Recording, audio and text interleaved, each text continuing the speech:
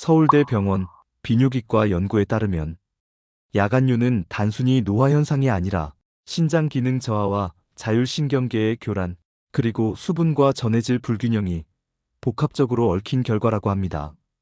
핵심은 바로 미네랄 균형과 자율신경 안정화입니다. 짧고 굵게 용건만 간단히. 바쁜 세상에 길면 혼나니까요. 바로 시작하겠습니다. 소금만 바꿨을 뿐인데 자다 깨서 3번씩 가던 화장실 안 가고 8시간 통잠 자요. 올해 73, 김정의 할머니는 밤만 되면 화장실을 찾는 병에 시달려 왔습니다. 처음엔 그저 나이 들면 다 그런 줄 알았습니다. 하지만 하루는 새벽 3시 화장실에 다녀오다 복도에서 미끄러졌습니다. 허리를 부여잡고 바닥에 주저앉은 그 순간, 이렇게 매일 밤 화장실 가다가 언젠간 큰일 나겠구나 하는 생각이 스쳐 지나갔습니다. 다음 날 병원에 가서 여러 검사를 받아봤지만 방광에는 별다른 이상이 없다는 소견이 돌아왔습니다. 약을 먹어도 소용없었고 밤마다 자다가 깨는 일이 몇 년을 이어졌습니다. 자는 중에 소변이 마려워 깨는 야간요. 자다가 2번 이상 깨면 야간빈뇨라는데 정혜 할머니는 벌써 10년째였습니다. 오죽했으면 밤이 오는 게 무섭다고 말할 정도였죠. 그러던 중 우연히 보게 된 건강 프로그램에서 소금을 바꾸면 자율신경과 신장 기능에 변화가 온다는 이야기를 들었습니다. 소금? 아니 그 짠 게 뭐 얼마나 대단하다고. 처음엔 코웃음 쳤지만 그날 밤에도 화장실을 다녀온 후 거울 속 지친 얼굴을 보며 마음을 고쳐먹었습니다. 다 해봤는데 소금쯤이야 바꿔보지 뭐. 그 길로 정혜 할머니는 슈퍼에서 정제소금 대신 미네랄이 어느 정도 들어있는 천일염과 체내 흡수가 빠른 용융소금을 함께 샀습니다. 한 의사는 미네랄은 전해질 균형을 잡아주고 용융소금은 세포에 빠르게 흡수된다고 설명하더군요. 다음 날 아침부터 용융소금 한 꼬집을 따뜻한 물에 타서 마시고 저녁엔 천일염을 국에 넣어 먹었습니다. 정확히 일주일 뒤, 그날 밤엔 처음으로 한밤중에 깨지 않고 아침까지 푹 잤습니다. 설마 소금 때문인가?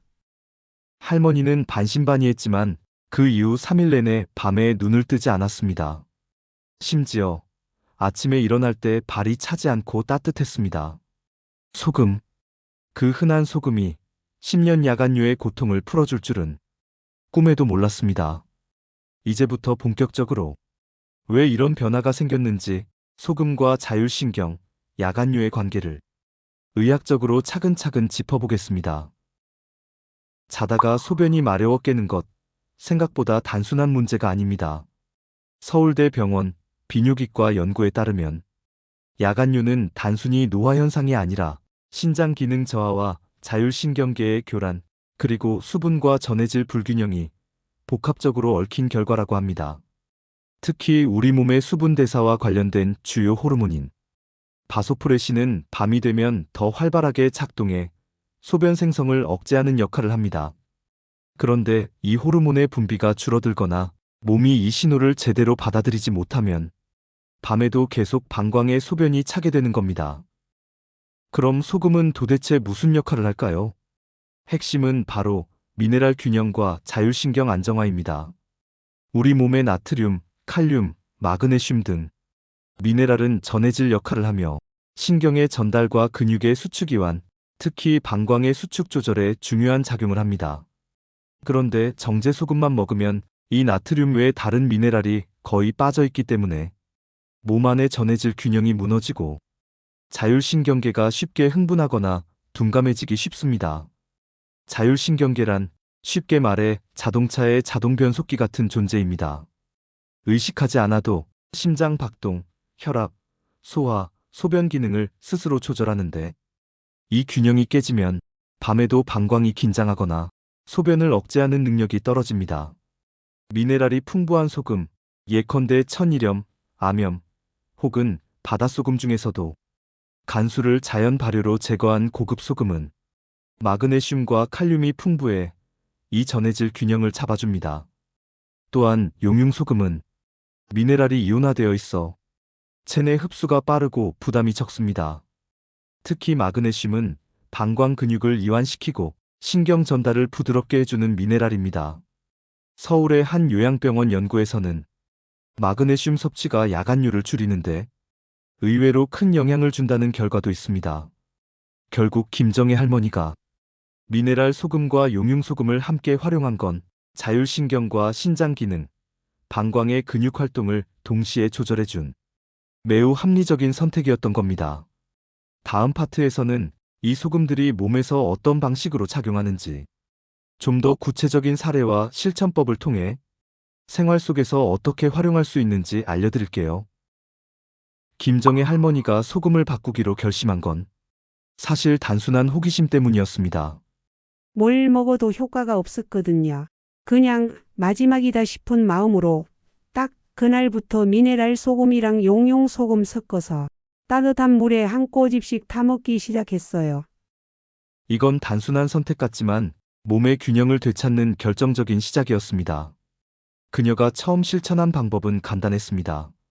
아침 공복에 따소물 1컵, 따뜻한 물 200ml에 미네랄 소금 한 꼬집을 타서 마셨습니다. 이 물은 밤새 고갈된 미네랄과 수분을 보충하고 신장을 깨우는 신호 역할을 했습니다. 점심 전후에는 소금 없는 물을 마시고 오후 4시 이후부터는 물 섭취를 줄였습니다. 왜냐하면 야간류의 핵심은 수분 대사 리듬이 깨졌다는 것이기 때문입니다. 저녁 식사 후 30분에서 1시간 내에 용융소금 하나를 혀 밑에 떨어뜨리거나 입안에서 살살 굴려 천천히 녹여 먹었습니다. 이 방식은 위장을 거치지 않고 빠르게 혈중으로 흡수되어 자율신경 안정화에 도움을 줍니다. 여기에 더해 잠자기 전에는 TV나 스마트폰 대신 30분 정도 가벼운 스트레칭을 하고 복식호흡 10분으로 마무리했습니다. 그 전에는 화장실 갈까봐 잠들지도 못했어요. 근데 희한하게도 소금 바꾸고 2, 3일쯤 됐나? 화장실에 안 가도 될 것 같은 느낌이 들더라고요. 실제로 미네랄 소금을 활용한 사례 중 신장 기능 저하와 야간류 문제를 개선한 케이스는 서울 한림대병원의 2019년 환자관리 보고서에도 소개된 바 있습니다. 이 보고서에서는 칼륨, 마그네슘, 나트륨 균형이 맞춰지면 바소프레신 분비가 회복되고 수면 중 방광 자극도 줄어든다고 설명합니다. 그리고 이 전환은 단지 소변 문제에 그치지 않았습니다. 잠이 깊어지자 기운이 차오르고 기억력과 집중력도 이전보다 눈에 띄게 회복됐다는 사례들이 뒤따랐습니다. 그러니 혹시 지금 밤마다 자다 깨는 게 너무 고통스럽다는 분들 계시다면 복잡하게 생각하지 마세요. 소금 하나만 바꿔도 이렇게 큰 변화가 시작될 수 있습니다. 다음 파트에서는 과학적 연구와 실험 결과를 통해 야간류와 미네랄의 연관성을 더 자세히 알려드리겠습니다. 자, 그럼 정말로 소금 하나 바꾼다고 밤에 화장실 안 가게 될까요? 이건 단순한 민간요법이나 우연이 아닙니다. 실제로 의학 논문들과 병원 보고서에서도 이와 같은 변화가 반복적으로 관찰되었습니다. 하버드 의대와 메이오 클리닉 공동 연구에서는 65세 이상 노인의 야간류와 수분대사 사이의 상관성을 분석했습니다.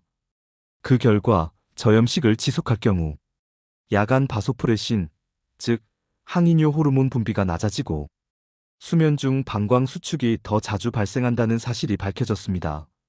쉽게 말해 우리가 소금을 너무 줄이면 몸은 물을 붙잡아둘 수 있는 힘을 잃고 밤중에도 계속 소변을 만들어내는 것입니다. 여기서 중요한 건 단순한 소금이 아닙니다. 나트륨만 있는 정제소금은 오히려 부작용을 만들 수 있습니다. 몸이 진짜로 원하는 건 마그네슘, 칼륨, 칼슘 같은 미네랄이 함께 있는 소금입니다. 그래서 김정혜 할머니는 미네랄이 풍부한 소금을 따소물로 마시고 신경 안정과 수면 호르몬 촉진에 도움을 주는 용융소금도 밤에 소량 음용했습니다. 국내 서울아산병원 임상영양팀의 실험에서도 비슷한 결과가 나왔습니다.